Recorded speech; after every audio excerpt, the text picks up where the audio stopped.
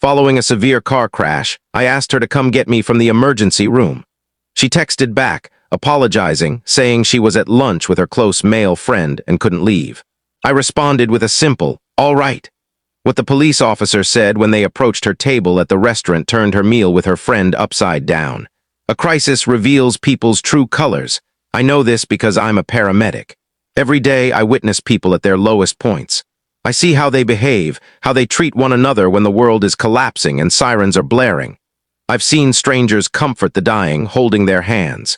I've watched spouses break down over their injured partners. I've seen humanity's finest moments in the darkest of times.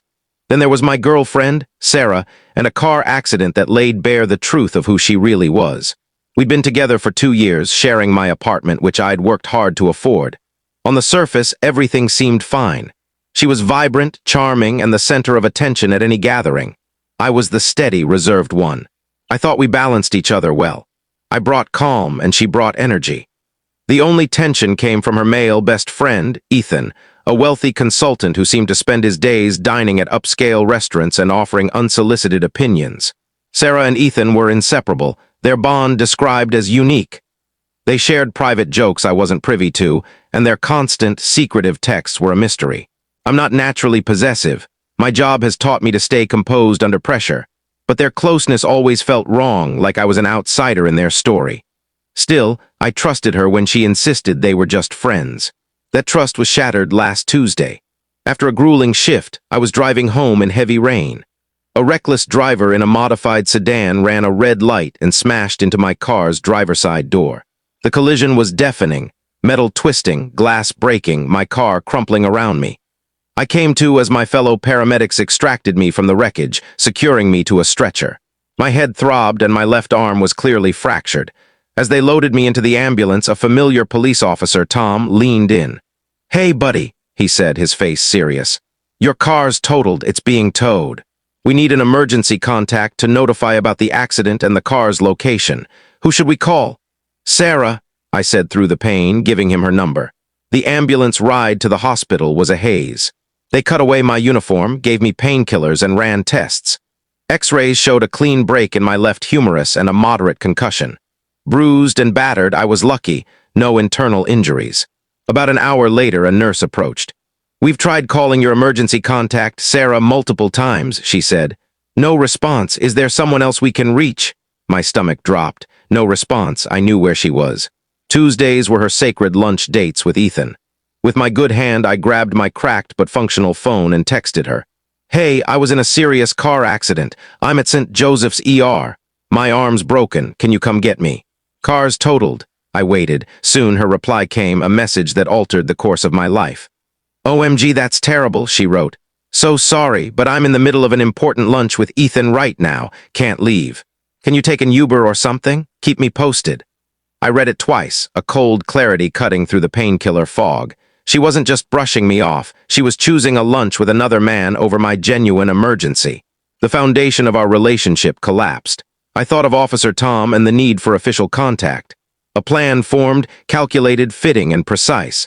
I screenshotted her message, then texted back one word. "Okay," then I called Tom. "Hey, it's Adam Carter," I said, my voice calm. "Thanks for your help earlier. Sarah's not answering, but I know where she is. It's critical you notify her in person for the report. She's at the Silver Fork downtown." Tom, a solid cop and friend, got it instantly. "Got it, Adam," he said, his tone sharp. "We'll send a unit to inform her in person. Focus on healing." I hung up, leaned back on the hospital pillows, and pictured her important lunch about to be disrupted. Update 1, the hour I spent in that ER bed was transformative. The physical pain lingered, a steady ache in my arm and head, but the emotional hurt had morphed into cold determination. Her betrayal was so stark it erased my usual sadness, leaving only focused resolve and a need to act. My coworker and friend Jake, who'd been on the ambulance crew, checked on me. One look at my face told him something was off beyond the injuries. "What's wrong?" he asked. "You look like you're plotting a revolution." I showed him Sarah's text. His expression darkened. "She picked lunch with that Ethan guy over this?" he said, incredulous. "Yep," I replied. "So what's your move?" he asked. "Already made it," I said. "I sent the police to her restaurant for an in-person notification." Jake stared, then whistled. "That's cold and brilliant." The story of what happened at the Silver Fork came later from Tom, who got it from the two officers dispatched. It was better than I'd hoped. The Silver Fork is a pretentious, trendy spot where people go to be noticed. Sarah and Ethan were at a prime table by the window, laughing over a bottle of overpriced wine. Two uniformed officers entered, and the restaurant hushed. Cops don't stroll into places like that without reason. Diners stared and whispered as the officers moved deliberately through the room, stopping at Sarah and Ethan's table. "Are you Sarah Thompson?" the taller officer asked, his voice calm but carrying to nearby tables. "Yes," Sarah replied, visibly irritated. "What's the issue, officer?" "We're here about a severe car accident involving your partner, Adam Carter," the officer said, his tone formal. "He was taken by ambulance to St. Joseph's Hospital with serious injuries."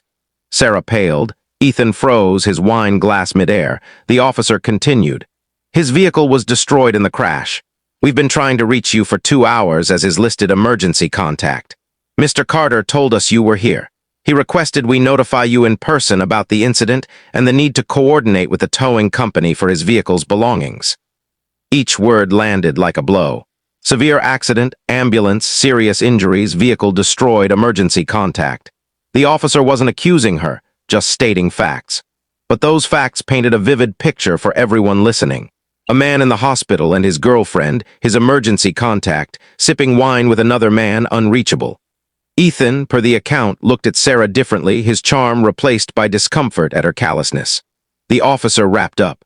"That's all, ma'am. You should likely head to the hospital."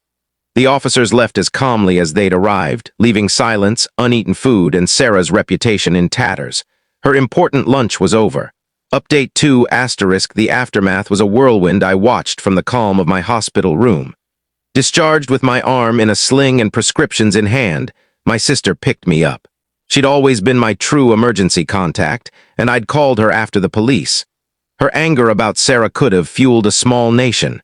She took me to her place to recover. I wasn't returning to my apartment until it was free of Sarah's presence. Sarah bombarded my phone with texts and calls. "Adam, I'm heading to the hospital. I'm so sorry my phone was on silent." A weak lie. "Where are you?" "They said you're discharged. Why aren't you answering? I'm freaking out. This is your fault. You sent cops to embarrass me."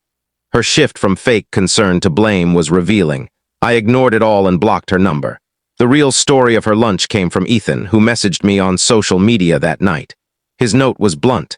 "Hey Adam, I don't know you well, but I was with Sarah today. I had no clue about your accident. After the police left, I paid my share and left.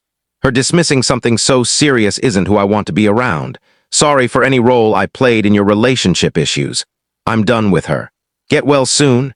It was partly self-serving, but it confirmed my win. I hadn't just shamed her, I'd exposed her to the person she valued most. She lost her boyfriend and best friend in one afternoon. With my sister's help, I executed the rest of my plan. She organized a moving company specializing in breakups. They packed all of Sarah's belongings, clothes, shoes, books, into boxes stacked neatly in the living room. A locksmith changed the locks. Then my sister sent Sarah a formal email from a new address titled Retrieval of Personal Items. It read, "Sarah, this is to inform you that your relationship with Adam Carter is over. As you are not on the apartment lease, your residency is terminated. Your belongings have been packed. You have 48 hours to arrange their removal. Contact me, Adam's sister, at this email to schedule a 2-hour window.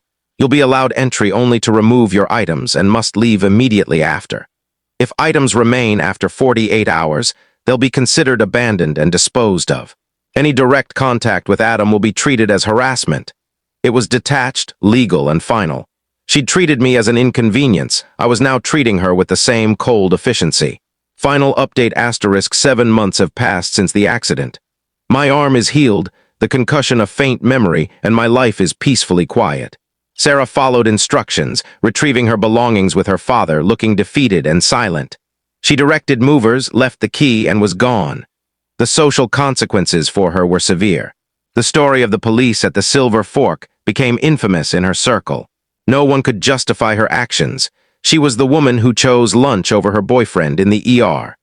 Her attempts to paint me as the villain fell flat against the undeniable facts. She lost most of her friends, not out of loyalty to me, but because they were ashamed to be linked to her.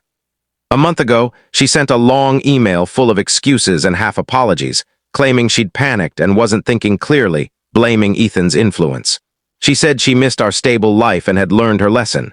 I didn't respond. I set a filter to send her emails straight to trash. Her lessons weren't my concern. My revenge wasn't the police or the public scene, that was just the spark. The real revenge was cutting her out of my life with surgical precision. She'd treated me as a minor character in her vibrant world, so I removed her from mine entirely.